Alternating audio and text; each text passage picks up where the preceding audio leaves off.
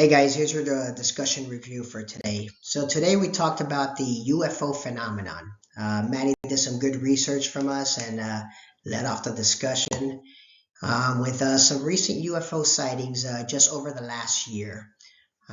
She told us how the Pentagon had received almost 300 sightings just this past year. Some recent ones just over the last couple months in Las Vegas.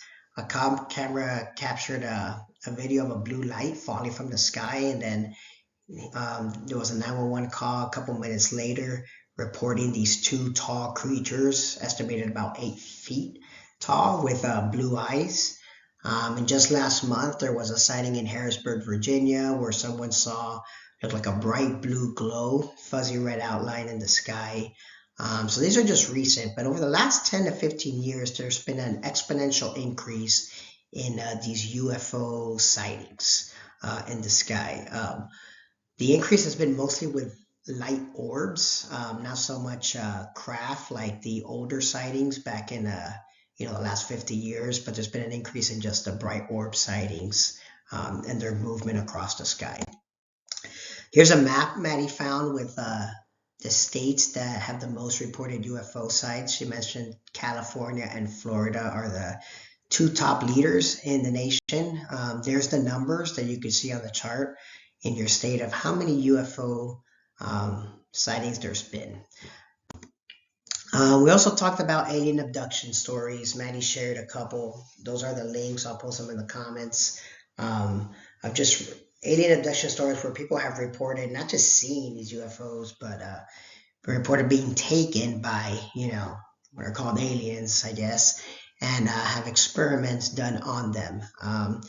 I shared with you that interview with the professor who actually taught a college course on alien abductions, and his findings, which was interesting, that he found like a common thread. He studied a bunch of alien abduction stories just over the last few decades, and the common thread was that there was experiments going on dealing with reproductive, the reproductive system, and this what appears to be a hybridization program. Kind of like the stories kind of linked to, indicate that there's some kind of goal to the program of, kind of creating these, what they call human alien hybrids. So we talked a little bit about that and went back to the story of the Watchers before the flood, how, they created angel human hybrids by mating with women, and the offspring came out to be these giant Nephilim, which we find in Genesis chapter 6. So I don't know. I mean, could it be that these alien abduction stories we're hearing about are not aliens from another planet, but could it be angels? Could it be some kind of could the UFO sightings be angelic, fallen angel activity or demon activity, as opposed to, aliens from another planet in the universe? Maybe. Could the abduction stories be, some kind of hybridization program of trying to bring back the Nephilim? After the severity of the punishment of the Watchers before the flood, I don't think the fallen angels would attempt again, or any angels would attempt again to, mate with women and create hybrids that way, just because of the judgment that was placed on those 200 Watchers who did that. But who knows? Maybe there's another path. Maybe they're trying the experiment route instead, and that's where we get these alien abduction stories. Maddie also mentioned that there's evidence to a Vatican UFO cover-up. There's the article. I'll post that in the comments as well. And then, particularly about a UFO found in Italy during the 1930s when Mussolini was a dictator. And the article caught Maddie's attention because it mentioned something about how the Vatican had been involved in trying to cover up the UFO and the aliens and all that. So kind of interesting. I'll post that link there in the comments if you want to kind of do a little bit of research on that article. So what is going on here, right? We talked a lot about what is going on. Is this aliens from other planet, or could this be fallen angel activity? 2 Corinthians 11 says that, Paul said, I'm not surprised. Even Satan disguises himself as an angel of light. Interesting terminology, angel of light. I personally have seen these light orbs recently in the past year, 3 times total. And yeah, they look like balls of light, kind of dancing around the sky. I always see them in the middle of the night. I'm a pilot that flies around 3 a.m. normally, which is every time I saw these things, that's around the time I saw them as I was, flying. And yeah, I I tend to lean more towards this is fallen angel demonic activity as opposed to aliens from another planet. I mean, if you were an alien from another planet, would you travel all the way across the, galaxy just to dance around in the sky and not make contact and just play in the sky? I mean, don't you have your own sky to play with? So I think there's more to this. I tend to lean more towards this is some kind of fallen angel demonic activity that people are reporting seeing. There's that cult that I told you guys about, the Ordo Templi Orientis from the early 1900s, founded by this weird guy, Aleister Crowley. We talked a little bit about him and his involvement with black magic and sex magic and, blood sacrifices. Not a good guy. But he founded this secret occult, Ordo Templi Orientis, which has Illuminati as a grade, interesting enough. Claimed to be descended from the Bavarian Illuminati that we've talked about, openly used the name Illuminati. You can see the symbol on his weird hat, coincides with the Illuminati. But the reason I mention him is because this guy claimed to have made contact with what he called demonic entities, from the spiritual realm. There was one where he just heard a voice over his shoulder and kind of told him a law that's completely contrary to God's law. And then the other one, he reported actually seeing the demon himself, a demon that went by the name of Lam, Lam. When asked to kind of draw a rendition of what this demon looked like, this is the drawing that he made. Looks a lot like the alien grays that people are reporting with the alien abduction stories and the UFO phenomenon. So I wonder, Aleister Crowley did not say this was an alien from another planet. He said it was a demon from the spiritual realm. So could the aliens that people are reporting, could they be demonic entities? Could they be demons? Or the gray, the gray bodies, are there some kind of biosuits for these demons to possess? Are they fallen angels manifesting? I don't know, but definitely something to explore. And if they are fallen angels, they're demons, could they be appearing over our skies in order to deceive us into thinking there's aliens? Well, why would they do that? Why would they do that and try to fool us to thinking that there's aliens from other planets? Well, could it just be the next chapter in this great deception that's been going on for the last, few hundred years, going all the way back to the Renaissance, where there was a push away from the Bible, away from the church, towards science, right? When you get like the whole, Earth is not the center of the universe as it was believed to be. All of a sudden, we're not that significant anymore. The Earth is not significant. We're just a ball of dust in this huge Big Bang of a universe, just like thousands or millions of other balls of dust out there. What makes us so special? Did Jesus really come to die just for our dust, our ball of dust? Is that even a real story? How about evolution? Didn't we come from apes and evolve from a single cell organism? There was no creator, right? This is the agenda that's been kind of going on over the last couple hundred years. Could this just be the next chapter, right? If you've been deceived to believe that we are not the center of God's creation, we're just another ball of dust in a Big Bang universe, and we evolved from a single cell from apes, to what we are today, and we're not significant, sure, then you would easily believe that there's other life on other planets and aliens that are just as insignificant as us, you know. So what about when Jesus returns? And it says every eye should see him. And we're going to look up and we're going to see Jesus coming down on the clouds with his angelic army behind him. What are people going to think? They're going to think it's an alien invasion, which would make sense why in the Battle of Armageddon, after Jesus descends, the world unites in a huge army to go and fight him and kill him and his army. Always puzzled me, how could you see Jesus come back? See him with your own eyes and decide, let's go kill him and his army, Well, if you've been deceived since you've been born that there's aliens on other planets and this is just an alien invasion, just like all the movies, like the Marvel movies and Independence Day and name them, right?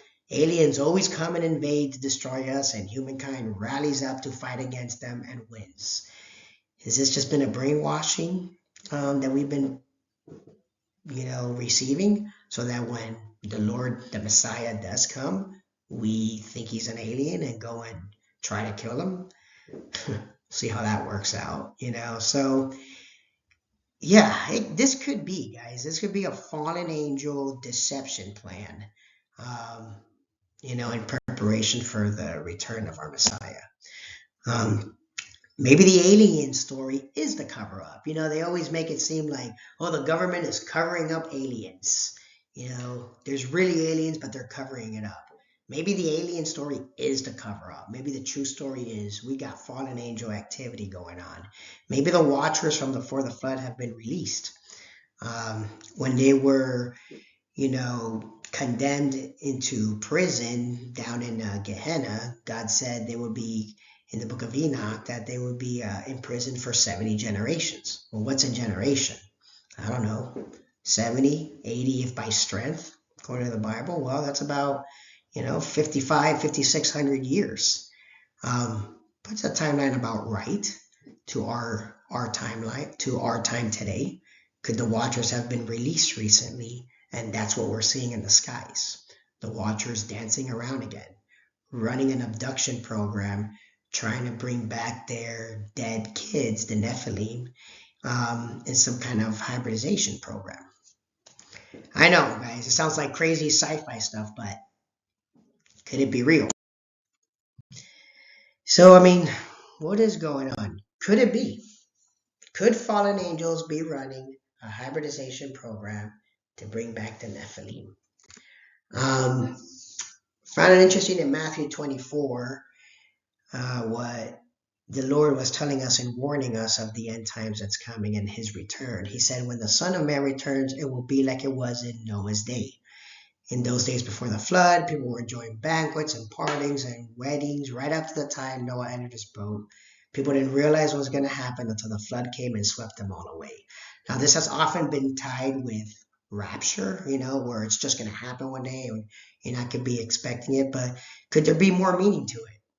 As it was in the time of Noah, what was going on in the time of Noah? If you study the Dead Sea Scrolls, if I've been showing you guys, you had hybrids running around, you had giants running around, you had evil all over. Kind of like the stuff that we're doing right now. There's an excerpt from the book of Joshua found in the Dead Sea Scrolls that says that people were doing mixtures of animals with one species of the other and with the other. Kind of like our ligers that we've, created by mixing lions and tigers, or, other chimera that we've made and hybrids that we've made and are experimenting with, all flesh has corrupted its way back on earth before the flood, all men and animals. There was even experimentation with humans back then. We're doing it now, right? We're trying to create human pig organs in the name of science for organ donations. Why a pig? Why a pig? What God calls unclean in his law, Could have been any other animal, right? Or the human chimpanzee, hybrid experiments that we talked about. Like, what are we doing? What are we doing? Are we doing the very same thing that they did before God flooded the earth? Are we setting ourselves up for another judgment? Maybe the Lord's return really is near, and it's like the time of Noah. So I share with you guys my theory based off of all the research we've done over the past month, and research that I've been doing for a couple years. What if? What if the Mayan calendar was off by 2 years, just like we have discovered now that we were off by 2 years with Jesus' birth, not being in 1 BC, but in 3 BC? Could it be that December 21st, 2012, that was a big hype with the Mayan calendar, was actually December 21st, 2010? Confirmed by a blood red moon that night around Washington, D.C., around 3:22 in the morning, followed by worldwide seismic activity all over.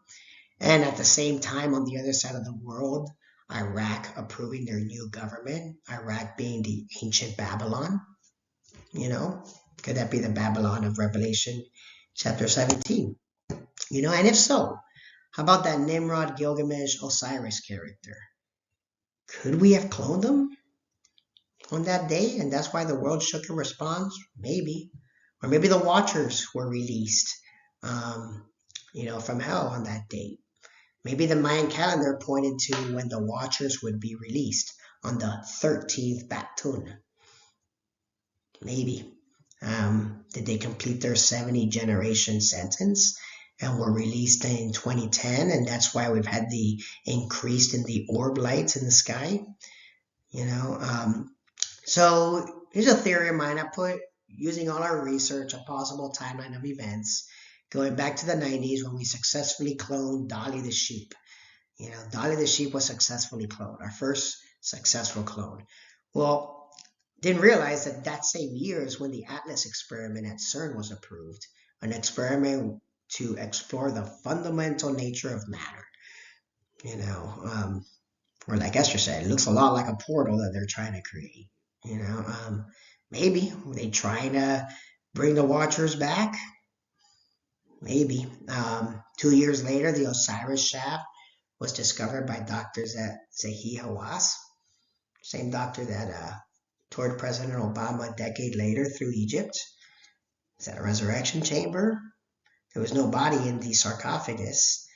2 years after that, we had the Twin Towers attack, which kicked off the war on terror, eventually leading to the invasion of Iraq. So by the time we invaded Iraq in 2003, that body of Gilgamesh was found, preserved, great preservation, mummified. Was it preserved enough that we could pull DNA from it and kick off cloning experiments? Maybe. Again, this is just the what ifs in my brain, How about 2008 and 2009? Those 2 years were very interesting, at least in America. I mean, you had the statue of Anubis paraded around and this road show about King Tut, who was declared to bring back the old gods. Then our own president visits Egypt and is declared as the new King Tut of the world, and then receives a Nobel Peace Prize in Norway, which the same night that this huge spiral portal-looking thing appears in the sky. Was it a portal? Was something released through that portal? Fallen Watchers, maybe? I don't know. And at the same year, a month after that, in his journey, our president went and talked to the Pope about stem cell research and cloning experiments and the bioethics behind it. So I don't know. What if Nimrod, Gilgamesh, Osiris, same guy, what if he was cloned December 21st, 2010? What would that make him? 13 years old right now?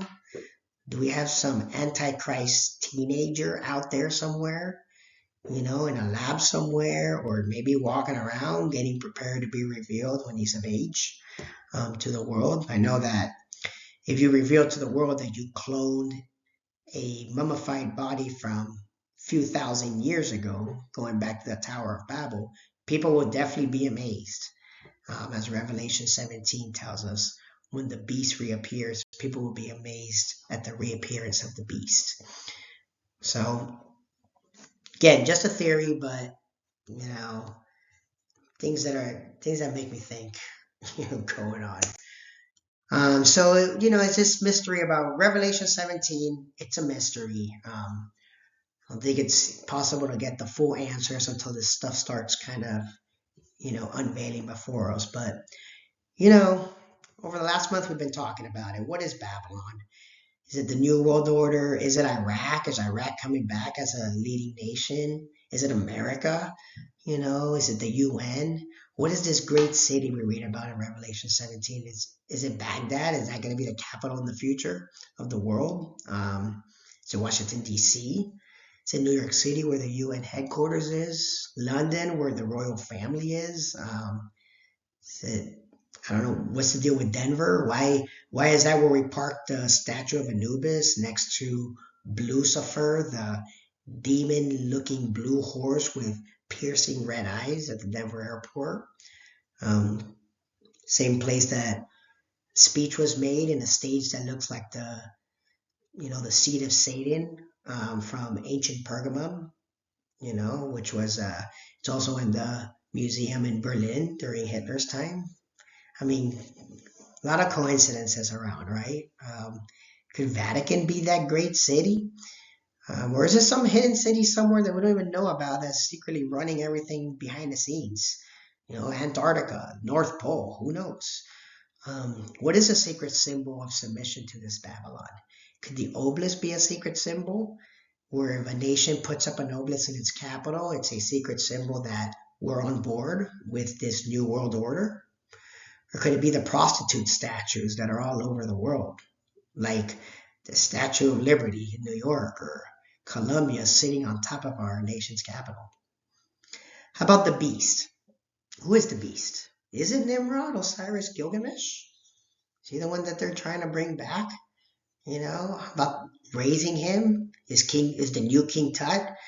This push for Egyptian mythology has something to do with raising of the beast, and Anubis, and that weird spiral over Norway, or CERN and the experiments that they're doing there. Why does the symbol of CERN look like 3 6s?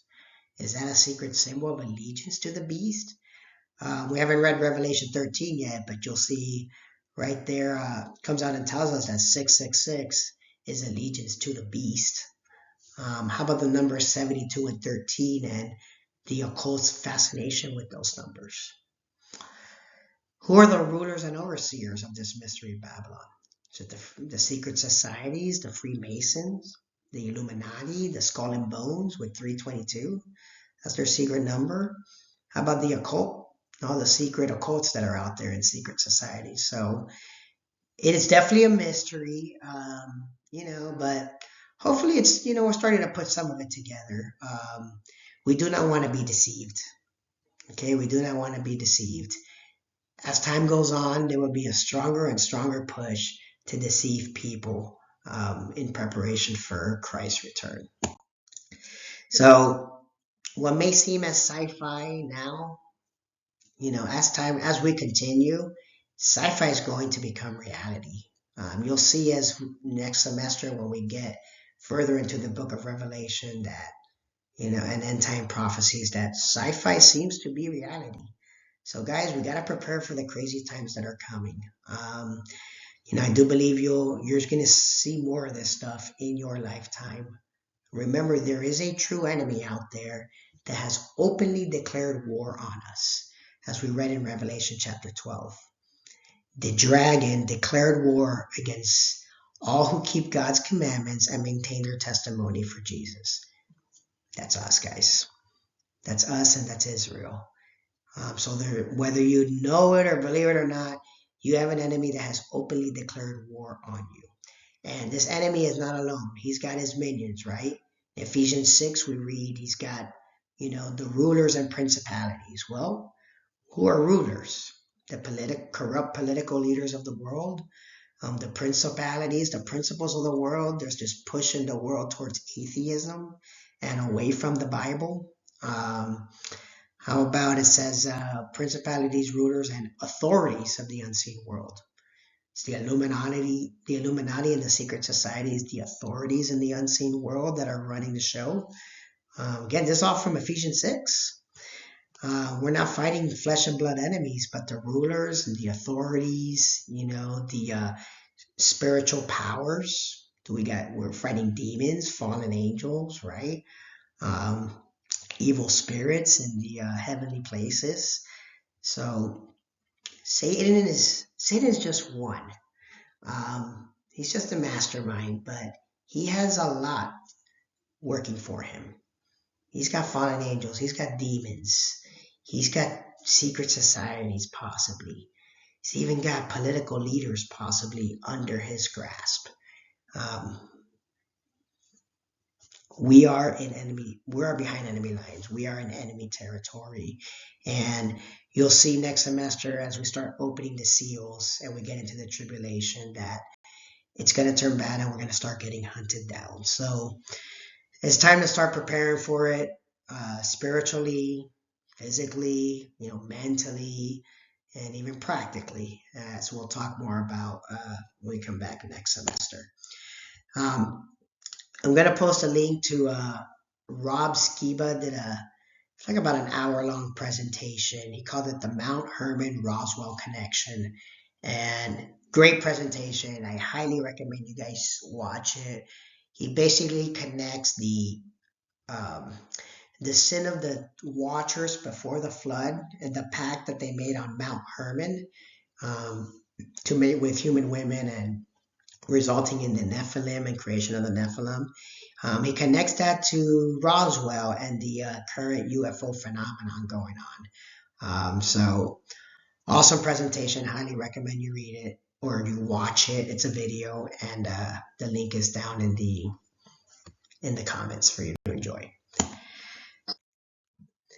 Okay, when we get back next semester, we're going to start talking about the 4 horsemen of the apocalypse. So we'll talk about the scroll and the opening of the seals. So our next class will be about the first seal. I will post a lecture on January 7th, around when we finish up our winter break. We're going to be covering Revelation chapter 5 and 6, and we'll discuss it on January 10th. Until then, enjoy your winter break, and we'll see you next year. God bless.